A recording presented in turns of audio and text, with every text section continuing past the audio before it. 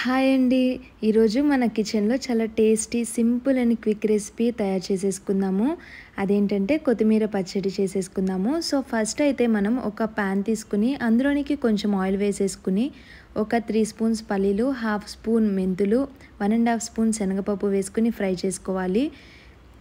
వీటిని colour change అయ్యే వరకు ఫ్రై చేసుకుందాము. ఇలా కలర్ చేంజ్ అయిన తర్వాత ఇందులోనికి పచ్చిమిర్చిని కూడా యాడ్ చేసేసుకుందాము. ఎక్కువగా పచ్చిమిర్చి వేసుకుంటే టేస్ట్ బాగుంటుంది. కారం కారంగా పచ్చడి చాలా టేస్ట్ వస్తుంది కదా. సో ఇలా పచ్చిమిర్చిని కూడా యాడ్ చేసేసుకున్న తర్వాత ఇవి కొంచెం కలర్ చేంజ్ అయ్యే వరకు ఫ్రై చేసుకోవాలి. కలర్ చేంజ్ అయిన తర్వాత వీటిని ఒక బౌల్లోకి తీసేసుకుందాము. వీటిని ఇలా ఒక బౌల్లోకి తీసేసుకున్న తర్వాత అదే ప్యాన్లో ఒక 5-6 టమాటోస్ని మనం కట్ చేసుకున్నాం కదా, ఆ టమాటోస్ని కూడా ఇలా ముక్కల్ని ఇలా యాడ్ చేసేసుకుందాము. వీటిని మగ్గించుకోవాలి బాగా. టమాటాలు వేసుకున్న వెంటనే మనం తెచ్చుకున్న కొత్తిమీర కట్టని మొత్తాన్ని కూడా ఇలా బాగా వాష్ చేసేసుకుని కట్ చేసుకుని ఇలా వేసేసుకుందాము టమాటోలోకి. కొత్తిమీరను కూడా వేసేసుకున్నాక ఈ రెండు బాగా మగ్గించుకోవాలండి. దగ్గరికి అయ్యే వరకు మగ్గించుకోవాలి. సో చూస్తున్నారు కదా, ఇలా బాగా మగ్గాలి.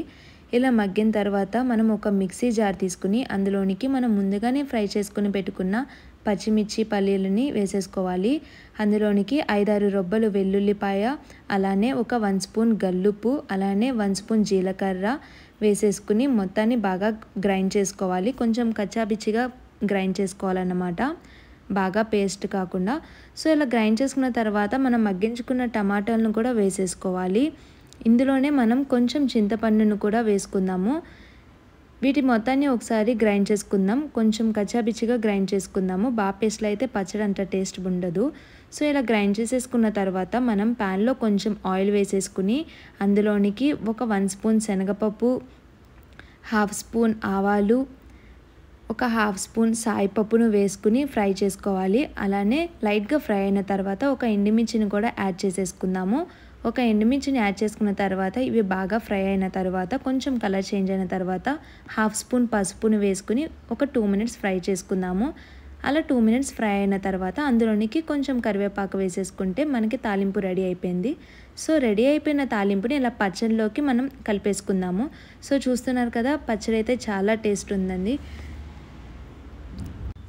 ఇది రైస్లో వేసుకున్నప్పుడు నెయ్యి వేసుకుని తింటే చాలా టేస్ట్ ఉంటుందండి. దోశ, ఇడ్లీలో కూడా చాలా బాగుంటుంది. చాలా fresh aroma and super taste ఉందన్నమాట. సో మీరు కూడా ఒకసారి ట్రై చేయండి అండ్ కామెంట్లో మాత్రం చెప్పడం మర్చిపోవద్దు టేస్ట్ ఎలా వచ్చిందో. ఇంకా మరిన్ని టేస్టీ రెసిపీస్ కోసం మన ఛానల్ని సబ్స్క్రైబ్ చేసేసుకోండి. Thank you.